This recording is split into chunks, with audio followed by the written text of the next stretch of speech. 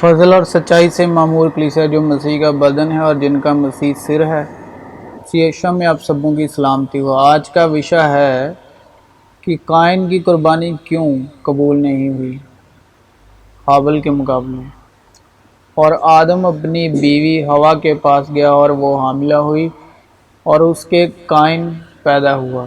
تب اس نے کہا مجھے خداوند سے ایک مرد ملا۔ پھر قائن کا بھائی حابل پیدا ہوا، اور حابل بھیڑ بکریوں کا چرواہا اور قائن کسان تھا۔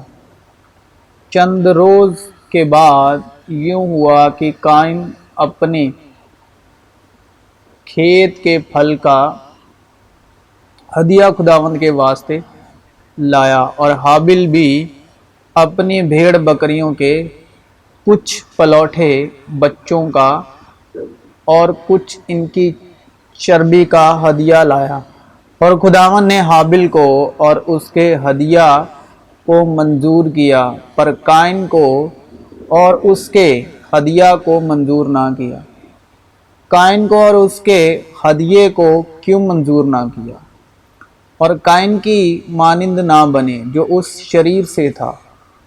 تو قائن پہلی بات تو شریر ابلیس شیطان سے تھا، اور آدم سے اس نے کہا کیونکہ تو نے اپنی بیوی کی بات مانی اور اس درخت کا پھل کھایا جس کی بابت میں نے تجھے حکم دیا تھا اسے نہ کھانا، اس لیے زمین تیرے سبب سے لعنتی ہوئی۔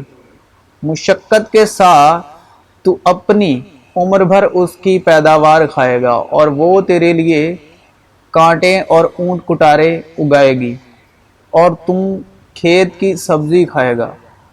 تو اپنے منہ کے پسینے کی روٹی کھائے گا جب تک کہ زمین میں تو پھر لوٹ نہ جائے۔ دوسری بات، زمین عورت اور آدم کی وجہ سے نیک و بد کی پہچان کے درخت کا پھل کھانے سے لعنتی ہو چکی تھی۔ قائن اپنے کھیت کے پھل کا ہدیہ خداوند کے واسطے لایا، اور حابل بھی اپنی بھیڑ بکریوں کے کچھ پلوٹھے بچوں کا اور کچھ ان کی چربی کا ہدیہ لایا، اور خداوند نے حابل کو اور اس کے ہدیہ کو منظور کیا۔ اب حابل کا ہدیہ کیوں منظور ہوا؟ اور تقریباً ساری چیزیں شریعت کے مطابق خون سے پاک کی جاتی ہیں، اور بغیر خون بہائے معافی نہیں ہوتی۔ اور خداوند نے ایمان میں اس بھیڑ بکریوں کے پلوٹھے کو نہیں بلکہ اس بھیڑ بکریوں کے پلوٹھے میں سے اپنے اکلوتے بیٹے یسوع کو دیکھ چکے تھے، اور نئے عہد کے درمیانی یسوع اور چھڑکاؤ کے اس خون کے پاس آئے ہو جو حابل کے خون کی نسبت بہتر باتیں کہتا ہے، کیونکہ ممکن نہیں کہ بیلوں اور بکروں کا خون گناہوں کو دور کرے۔ اس لیے وہ دنیا میں آتے وقت کہتا ہے کہ تو نے قربانی اور نذر کو پسند نہ کیا، بلکہ میرے لیے ایک بدن تیار کیا۔ پوری سوختنی قربانیوں اور گناہ کی قربانیوں سے تو خوش نہ ہوا۔ اس وقت میں نے کہا کہ دیکھ میں آیا ہوں، کتاب کے ورقوں میں میری نسبت لکھا ہوا ہے، تاکہ اے خدا تیری مرضی پوری کروں۔ باپ مجھ سے اس لیے محبت رکھتا ہے کہ میں اپنی جان دیتا ہوں تاکہ اسے پھر لے لوں۔ کوئی اسے مجھ سے چھینتا نہیں، بلکہ میں اسے آپ ہی دیتا ہوں۔ مجھے اس کے دینے کا بھی اختیار ہے اور اس کے پھر لینے کا بھی اختیار ہے۔ اور نہ تم ہادی کہلاؤ، کیونکہ تمہارا ہادی ایک ہی ہے، یعنی مسیح۔ دوسرے دن اس نے یسوع کو اپنی طرف آتے دیکھ کر کہا دیکھو یہ خدا کا برہ ہے جو دنیا کا گناہ اٹھا لے جاتا ہے۔ وہ آپ ہمارے گناہوں کو اپنے بدن پر لیے ہوئے صلیب پر چڑھ گیا تاکہ ہم گناہوں کے اعتبار سے مر کر راست بازی کے اعتبار سے جئیں، اور اسی کے مار خانے سے تم نے شفا پائی۔ پھر اس نے لوگوں کو پاس بلا کر ان سے کہا کہ سنو اور سمجھو، جو چیز منہ میں جاتی ہے وہ آدمی کو ناپاک نہیں کرتی، مگر جو منہ سے نکلتی ہے وہ آدمی کو ناپاک کرتی ہے۔ اس پر شاگردوں نے اس کے پاس آ کر کہا کیا تو جانتا ہے؟ کہ فریسیوں نے یہ بات سن کر ٹھوکر کھائی۔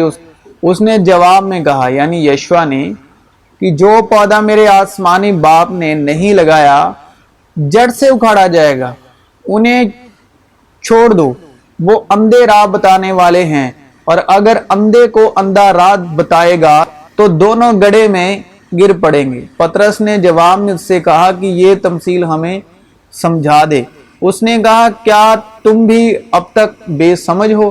کیا نہیں سمجھتے کہ جو کچھ منہ میں جاتا ہے وہ پیٹ میں پڑتا اور پیخانے میں نکل جاتا ہے، مگر جو باتیں منہ سے نکلتی ہیں وہ دل سے نکلتی ہیں اور وہی آدمی کو ناپاک کرتی ہیں، کیونکہ برے خیال، خون ریزیاں، زنا کاریاں، حرام کاریاں، چوریاں، جھوٹی گواہیاں، بدگوئیاں دل ہی سے نکلتی ہیں۔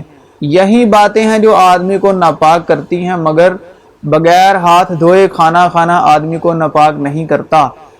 یہ کہہ کر اس نے تمام کھانے کی چیزوں کو پاک ٹھہرایا۔ تو مسیح یشوع میں آپ سبوں کی